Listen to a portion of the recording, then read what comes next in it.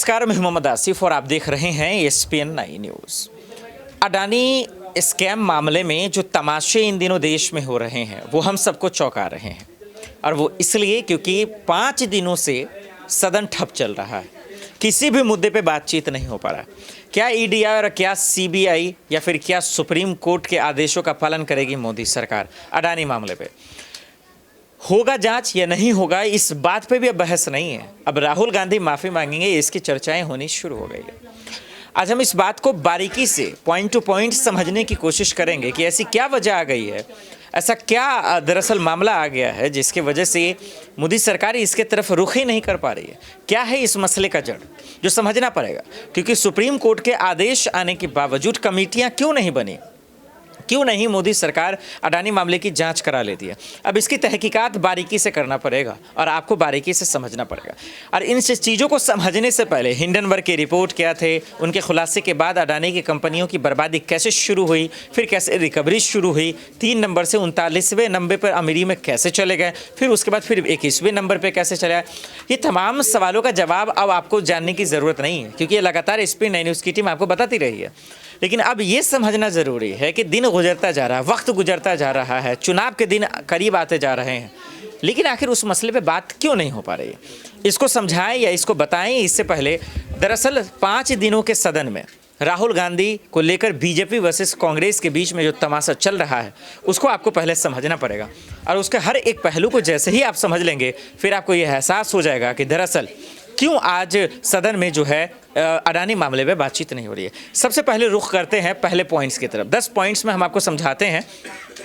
पहले पॉइंट पे जरा अगर आप गौर फरमाएं, राहुल गांधी के लंदन में दिए गए बयान पर बीजेपी हमलावर दिखी। बीजेपी के चीफ JP नड्डा ने सुबह 9:30 बजे के आसपास एक वीडियो कॉन्फ्रेंस कर पार्टी का रुख अपना साफ करते हुए कहा उन्होंने कि राहुल को माफ़ी मांगनी होगी। ये सबसे पहला बयान है जो उन्होंने साफ शब्दों में रुक कहा कि आप किसी भी मसले पे बात मत कीजिए, विपक्ष को जितना हंगामा करना कीजिए, लेकिन पहले मुझे इस सवाल का जवाब दीजिए कि राहुल गांधी माफ़ी मांगेंगे या नहीं। उसके बाद जरा फिर से सुनिए।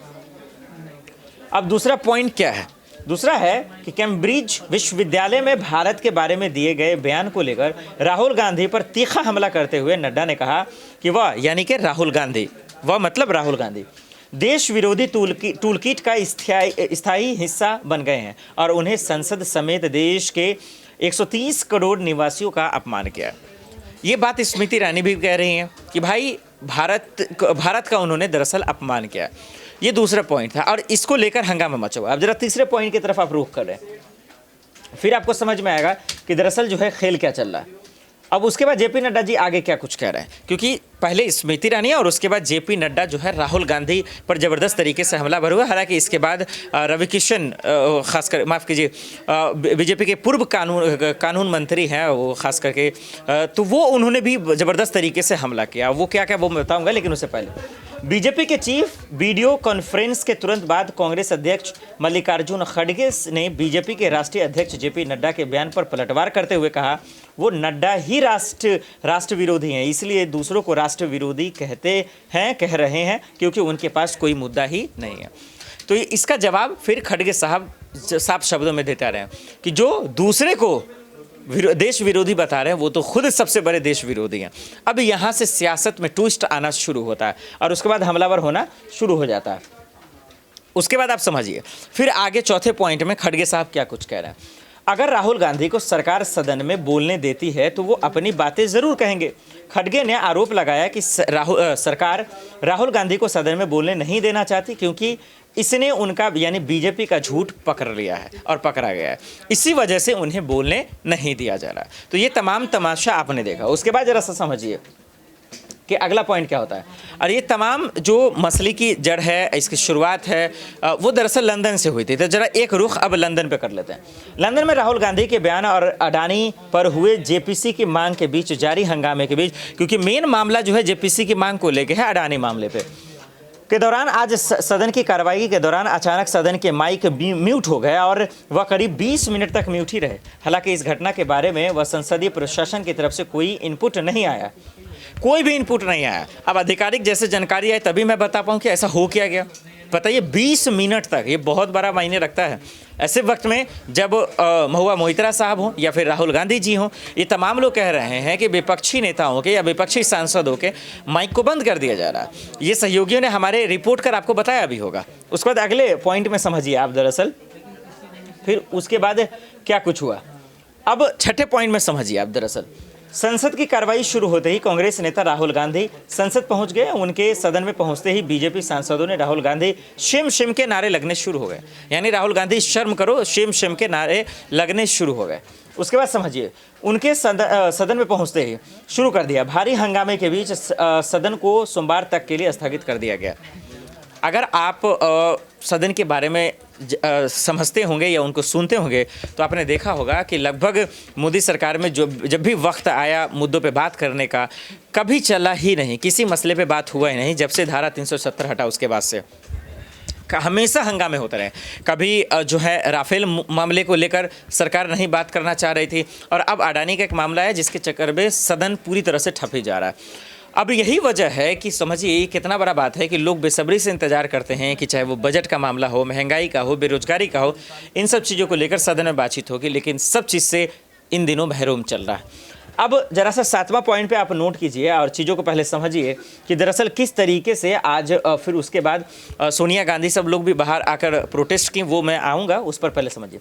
संसद की कार्रवाई ठप होते ही विपक्ष के सभी सांसद यानी गांधी प्रतिमा के सामने जमीन पर बैठकर प्रदर्शन करने लगे। विपक्ष के इस प्रदर्शन में विपक्षी सांसदों के साथ कांग्रेस अध्यक्ष सोनिया गांधी भी सामने आई और अडानी मामले की जांच के लिए जेपीसी गठित करने की मांग का समर्थन किया। अभी आप सोनिया गांधी को देख ही रहे होंगे कि कुछ दिन पहले उनका राजनीति से संन्यास को लेकर चर्चाएं होने शुरू हुई थी। एक अधिवेशन के दौरान उनका ये बयान था।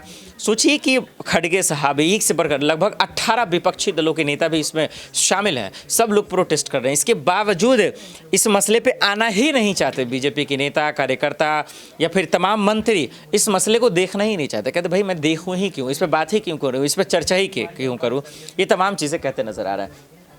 अब जरा 8वां पॉइंट से समझिए आप कि खेल क्या है। बीजेपी के सांसद निशिकांत दुबे, इसका सुबह में भी हमने आपको जिक्र किया होगा, इन्होंने तो ऐसी बातें कह दी जो सबको चौंकाने वाली। जरा समझिए, दुबे ने सदन स्थगित होने के बाद राहुल गांधी पर तंज कसते हुए कहा, जब दिखते हैं तो वह अच्छे लगते हैं, लेकिन जब वह बोलते हैं तो उनकी सच्चाई दिख क्यों नहीं देती।